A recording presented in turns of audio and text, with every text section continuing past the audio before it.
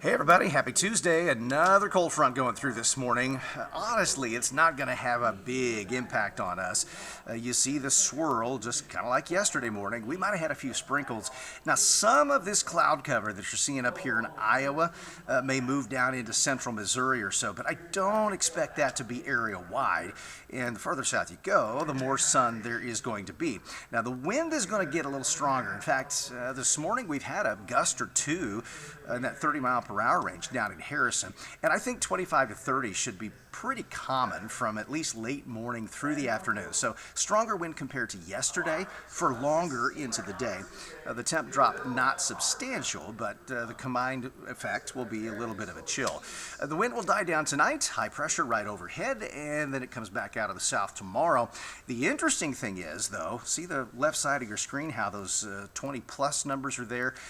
That actually rolls east. We may see that happen overnight tomorrow night, and then the wind really cranks up on Thursday, especially in areas northwest of the plateau. My bet, at least based on this morning's data, we could have a wind advisory for places like Stockton, Camden, Hermitage, Warsaw, Nevada, Lamar, and the like. So we'll be keeping an eye on that. Either way, it is looking pretty windy. Temps this morning, really not that bad, anywhere from 35 to 45.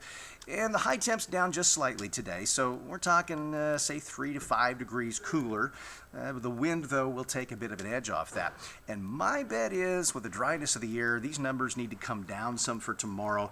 You'll see my forecast here in a second. At least for Springfield, it's 24. I think probably upper 20s in Arkansas as well. And then high pressure retreats. The warmest here tomorrow out west, but I think a lot of us will go past 50 once again. Just to give you a comparison, last 2 weeks, we've actually had more days below average than we have above. Now, this runs all the way back through Thanksgiving. And looking ahead, you're going to see us talk about this weekend system, a big drop coming up for Saturday. However, it doesn't stay around. It really retreats pretty quick, and there's no sign in the near future of any sustained cold air. Now here's the morning front. That's not the blowtorch. That's already working through some wraparound cloud cover, especially northeast of Springfield. And then tonight, high pressure comes right overhead. The wind should die, and that's why we're going to be colder. But out to the west, notice that south wind returning, and that should increase. This is Wednesday, but our stronger wind actually comes Wednesday night and then especially Thursday. We're likely to see some pretty strong gusts across Oklahoma, parts of north and western Missouri, and I'll mention too that with the low humidity, there's likely to be a pretty big fire danger for all that dead stuff that's on the ground from the fall, something we will watch. Now, moisture eventually will come back, probably Friday night into Saturday, but I'll tell you what, this is why we don't get all excited about long-range models that show substantial snow. You just know it's going to change. Yesterday morning, this model buried parts of northern Arkansas this weekend into south central Missouri.